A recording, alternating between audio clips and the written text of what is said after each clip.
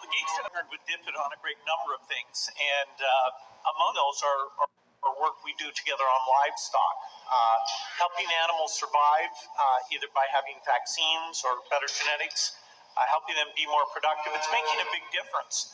I was down in Ethiopia seeing how chickens are out there laying more eggs, getting more nutrition, and even some small savings into the household. So Edinburgh happens to be where a lot of the world's best work on this is done, and that's why DFID and the Gates Foundation are funding scientists here.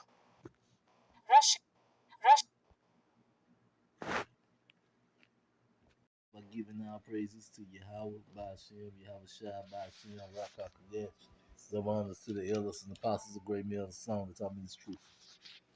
Alright, this is it. Lamentations, chapter 4, verse 9. They that be slain with the sword are better than they that be slain with hunger. For these pine away, stricken through for want of the fruit of the fields. So it's saying it's better, to have a quick death than a slow death of dying of hunger. Alright. And with all the things going on with the food and they warning of possible famines, there's a time to be staying prayed up that the Lord will deliver you from these things that are about to happen. And you see, as Bill Gates was going into all the things they're doing with genetics and when it comes to food and stuff like that. Alright. And it just lets you know that, it's wicked because the Lord made the animals perfect. You don't need to change their genes and vaccinate them or whatever. The Lord has everything set up to work the way that He wants us to work. This is Genesis chapter 6, verse 5. And Yahweh said that the wickedness of man was great in the earth, and that every imagination of the thoughts of his heart was only evil continuously. And it repented the Lord that He had made man on the earth, and it grieved Him at His heart. And the Lord said, I will destroy man whom I have created from the face of the earth, both man and beast, any creepy things, any fowls of the air, for it repented me that I have made them. And the thing I want to get on, that when the Lord destroyed the earth, He said He destroyed both man and beast, all right, and the creepy things, all right. And once you begin to understand these scriptures, you understand that the old world was very technologically advanced, all right, probably more advanced than the world that we live in now. All right, this is Ecclesiastes chapter 1, I think verse 9. All right, the things that have been, it is that which should be, and that which is done is that which should be done, and there is no new thing under the sun. So everything that you've seen, it has been done before. All right. So this genetically modifying animals and stuff like that, which is why the Lord brought the first death, is going to bring on the second death, which is going to be that lake of fire this time, the thermonuclear destruction. All right. And it's going to be a cleansing agent because the Edomites are completely destroying the earth, as it says in was it Revelations 10, 18, right? And let's see, that ain't what I want. 9.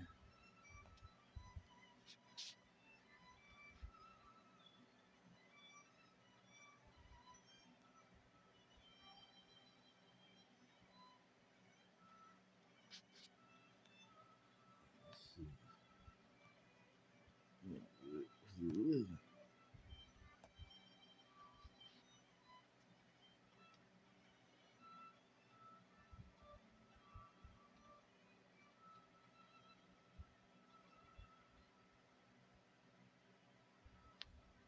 right?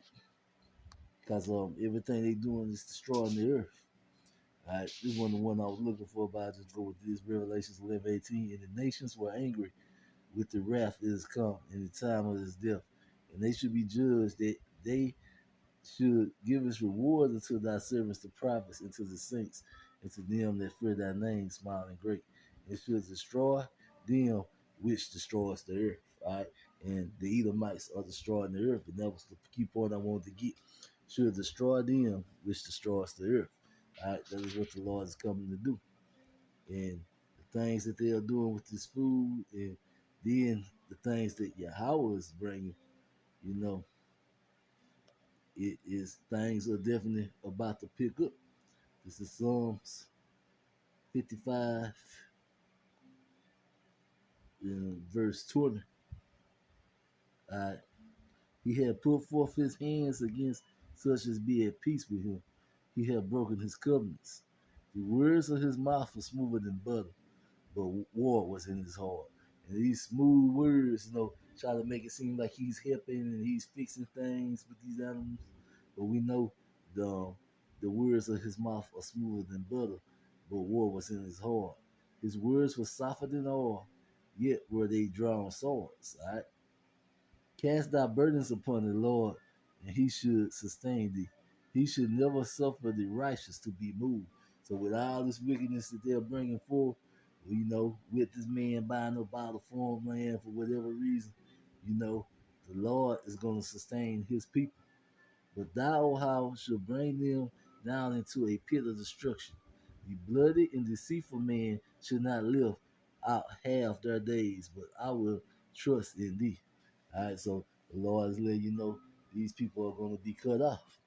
And it just brings me to as I was out, riding around in the truck this week, I came along this a cornfield, and all the corn was dead in the field, and it was like miles and miles long of corn that was all dead from this extreme heat that we having right now. Now we know that the farmer is probably just going to take it, chop it up, put it in bales, and sell it as cattle feed or horse feed.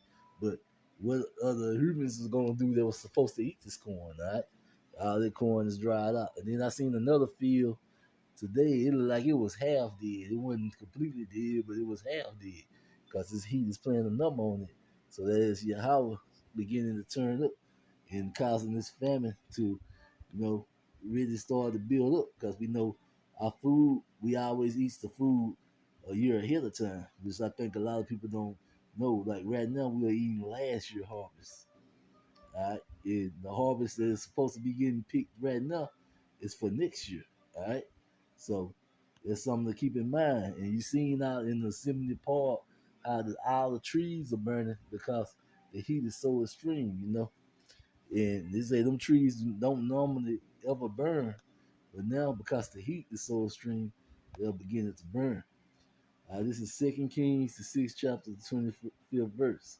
And there was a great famine in Samaria, and behold, they besieged it until an ass head was sold for 80 pieces of silver, and the fourth part of a calf of dove's dung for 5 pieces of silver.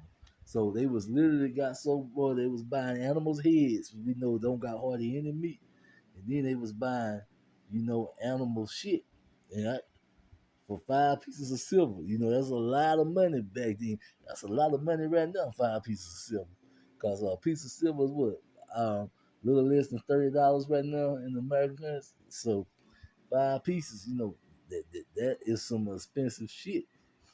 All right, literally.